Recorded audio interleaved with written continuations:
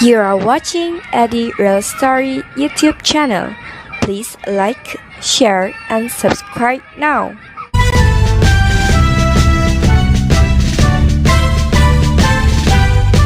Assalamualaikum. Kita jumpa lagi dan seperti yang saya katakan selepas kita mendedahkan bahawa sebenarnya ada kepincangan dalam industri yang mana kita cuba untuk betulkan sama-sama ya. Kita bukan nak tuding jari kepada sesiapa apabila kita mendedahkan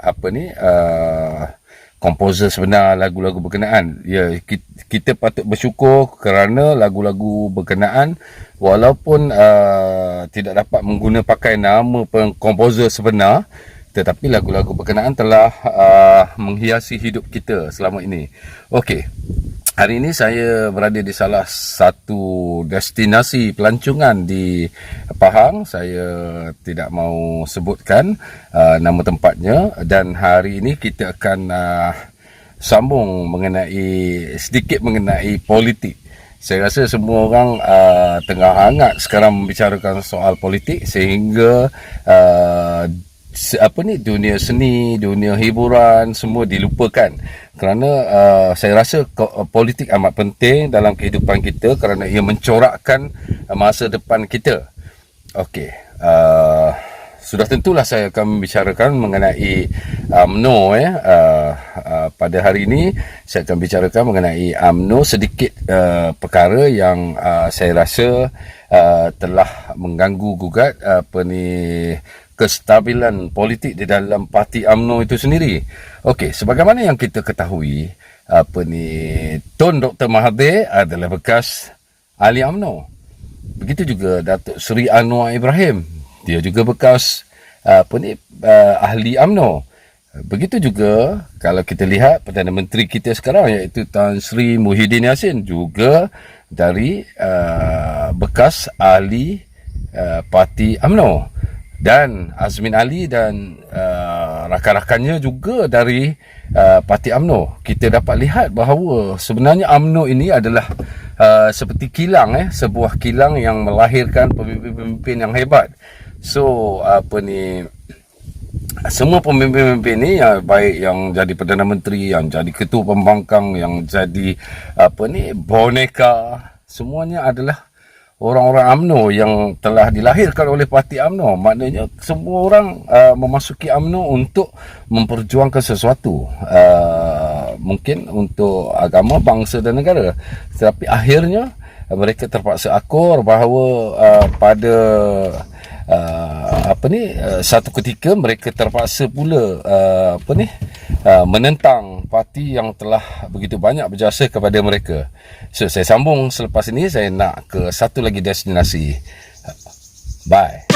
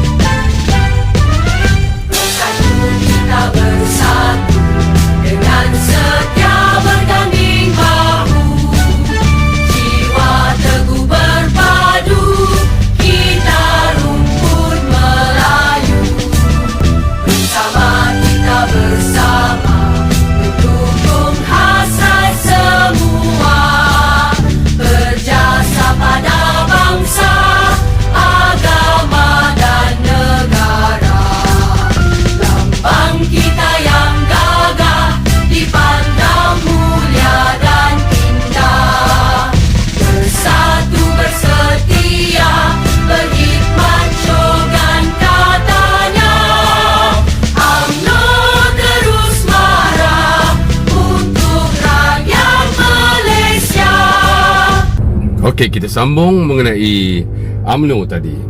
Okey, sebagaimana kita ketahui dalam permainan catur umpamanya,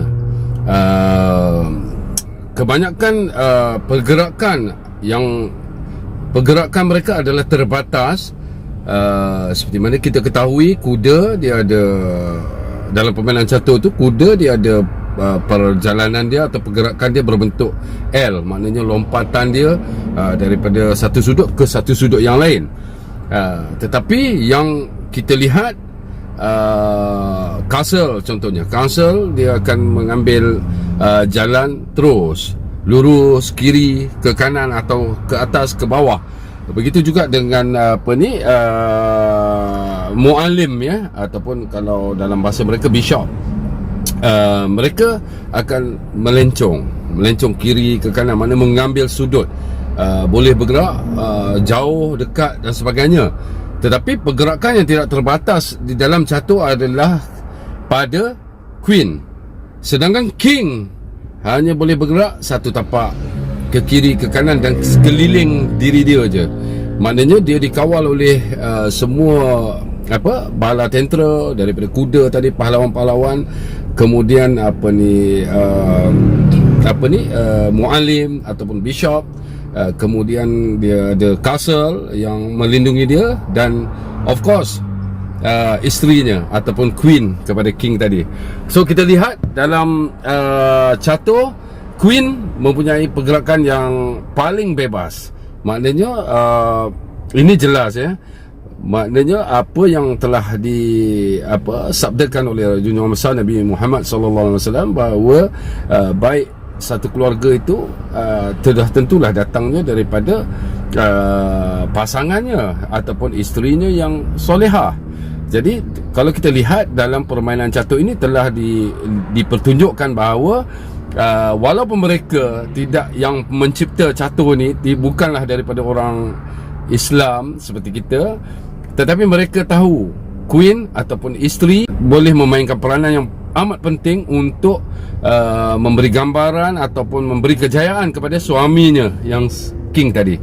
Okey, kita berbalik kepada UMNO dalam pemilihan parti yang baru lalu, iaitu apabila pemilihan, kita ambil pemilihan tertinggi iaitu pemilihan presiden, telah berlaku 3 penjuru iaitu Datuk Seri Zahid Hamidi yang ketika itu menyandang sebagai timbalan Presiden UMNO, ditentang oleh bekas Ketua Pemuda UMNO iaitu Saudara Khairi Jamaluddin dan juga Yang Mulia Tengku Razali.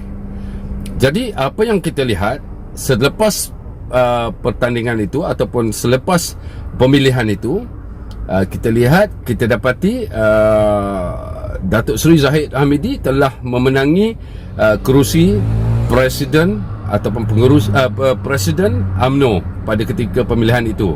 Jadi ini dia telah menewaskan Khairi Jamaluddin dan juga Tengku Razali. Malangnya, seperti yang mana yang kita ketahui, dalam setiap pertandingan akan berlaku percakaran. Kita tak boleh nafikan bahawa yang menang seperti Datuk Seri Zahid Hamidi, dia bukan menang semua. Ada bahagian-bahagian yang tidak menyokongnya, yang telah memberi sokongan kepada Khairi Jamaluddin dan juga Tengku Razali. Jadi ini telah berlaku di dalam UMNO, di mana Datuk Seri Zahid Hamidi telah memenangi lebih kurang 90 lebih kerusi, manakala yang lain selebihnya dalam 60 lebih kerusi telah dimenangi oleh Khairi Jamaluddin dan juga Tengku Razali. Jadi ini telah menjadikan UMNO, walaupun demokrasi adalah cara kita untuk memilih pemimpin, tetapi berlaku satu perebutan kuasa ataupun ketidaktentuan di dalam UMNO ketika itu. Apa yang perlu dilakukan oleh ketua ataupun Presiden UMNO apabila selepas pertandingan ialah menyatukan kembali ahli-ahli UMNO yang mana mungkin ada bahagian-bahagian tidak memilihnya tadi. Dia tidak boleh anak tirikan, dia kena rata. Maknanya memang amat sukar untuk kita ubah pendirian orang-orang ataupun bahagian-bahagian tertentu yang telah memang tidak menyukainya. Tetapi kita harus berlaku adil kerana walau bagaimanapun mereka semua adalah dalam satu kelompok iaitu Parti UMNO. Jadi apa yang kita lihat sekarang ni, apabila berlaku pula pergolakan di dalam negara, iaitu pergolakan di pucuk pimpinan iaitu pemilihan Perdana Menteri dan sebagainya, kita lihat dalam UMNO itu sendiri, walaupun Datuk Seri Zahid Hamidi adalah Presiden UMNO, dia tidak mempunyai veto, kuasa ataupun power.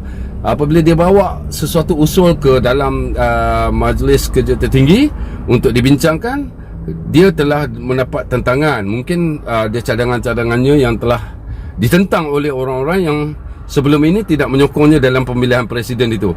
Ini memang demokrasi itu bagus. Maknanya kita mengambil suara ramai ataupun majoriti untuk melakukan satu-satu perubahan ataupun ketetapan. Tetapi dalam insiden ataupun kes yang berlaku kepada UMNO ini adalah sesuatu yang sangat merugikan UMNO. Jadi pada saya, walaupun UMNO ini dilihat begitu besar jasanya ketika kita negara kita menuntut kemerdekaan lagi, UMNO telah memainkan peranan mereka, dan kemudian kita telah memajukan negara kita dari satu Perdana Menteri kepada satu Perdana Menteri yang lain, sehingga hari ini kita telah ada lebih kurang dalam kalau kita ada Perdana Menteri ada 8 sekarang ni. Jadi 6 daripadanya adalah daripada UMNO ataupun Barisan Nasional ketika itu. Jadi 2 daripadanya apabila Tun Mahathir dan Muhyiddin Yassin, PM7 dan PM8 adalah daripada PH dan juga Bersatu. Jadi ini berlaku kerana berlakunya pergolakan di akar umbi UMNO itu sendiri, dan mereka banyak yang telah lari. Ada yang mengikuti Datuk Seri Anwar Ibrahim, ada yang mengikuti Tun Mahathir. Jadi ini telah berlaku perpecahan di kalangan anggota ataupun ahli akar umbi UMNO itu sendiri, dan itu melemahkan UMNO. Apa yang perlu UMNO lakukan pada hari ini, kita kena ambil iktibar daripada kekalahan ini, supaya kita dapat menyatukan, merapatkan balik saf di kalangan ahli-ahli anggota dengan cara berlaku baik ataupun mengubah akhlak kita. Kalau kita ni dikenali dengan pemimpin tertinggi kita sebelum ni dikenali dengan macam pelbagai gelaran yang ditohmahkan kepada kita, iaitu pencuri, perompak dan sebagainya. Jadi kita kena buktikan kepada rakyat ataupun ahli UMNO tu sendiri bahawa kita bukan macam tu. Kita kena berubah. Kalau benarlah kita macam tu, kita kena berubah. Ini adalah amat sukar, tetapi kita kena yakin dengan Allah Subhanahu Wa Taala, setiap perubahan kepada yang baik itu pasti akan mendapat rahmat dan inayah daripada Allah Subhanahu Wa Taala. Saya alhamdulillah dalam UMNO saya berkawan dengan orang-orang yang baik, dan saya tahu latar belakang mereka, berlatar belakangkan agama dan sebagainya. Jadi saya bersyukur kepada Allah Subhanahu Wa Taala dengan kurnia kawan-kawan seperti ini. Jadi untuk semua pucuk pimpinan UMNO, apa yang berlaku hari ini, kita telah ditindas, kita tidak lagi dapat mengetengahkan suara, sedangkan kita paling ramai dalam kerajaan Perikatan Nasional ini. Kita paling ramai ahli parlimen, tetapi kita sendiri berpecah. Kalau kita lihat, saya tak nak menyebutlah nama-nama, tapi dah banyak dah blog YouTuber yang mengetengahkan. Saya rasa semua dah tahu. Kita lihat apa yang berlaku dalam UMNO ataupun ahli parlimen Barisan Nasional itu sendiri, amat menyedihkan, kerana mereka tidak seia sekata. Ya, memang susah untuk seia sekata, tapi majoriti mereka berpecah dalam bentuk 60-40, 50-50, sokongan yang di tengah-tengah. Jadi tidak ada dalam UMNO tu sendiri, tidak ada satu mandat ataupun veto power.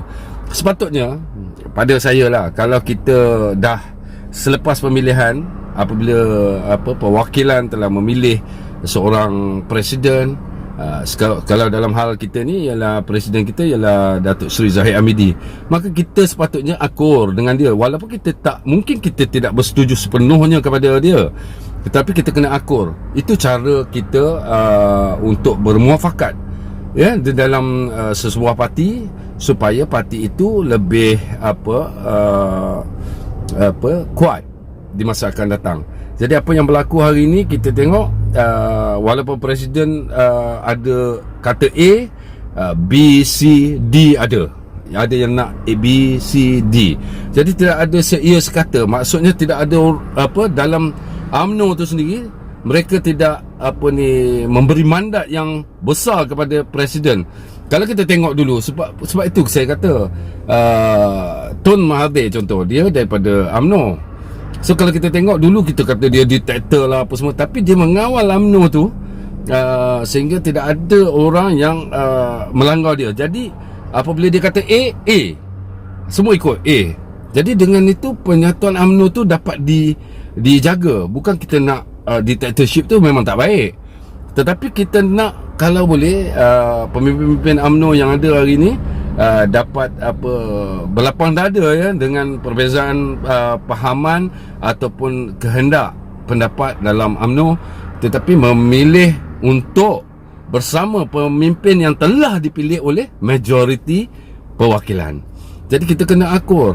Walaupun kita tak suka, contoh saya tak suka lah, kata saya tak suka Datuk Seri Zahid Hamidi, tetapi dia telah dipilih oleh majoriti perwakilan. Suka atau tidak, saya kena ikut dia. Sepatutnya macam itulah.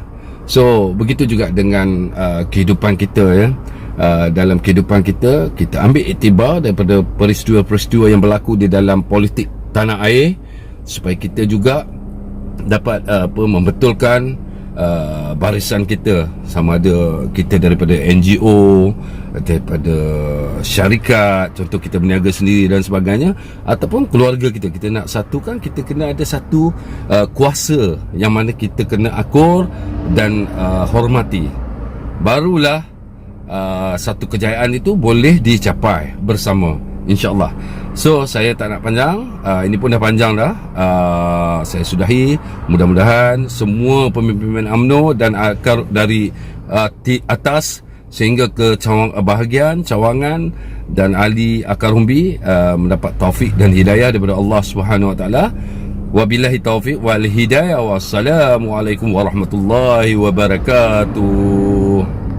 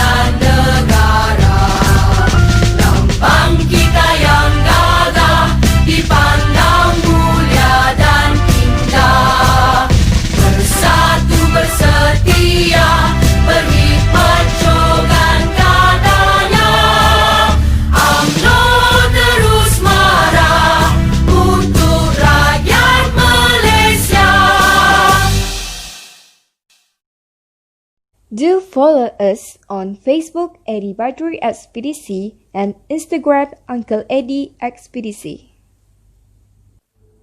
Thank you for watching. Bye.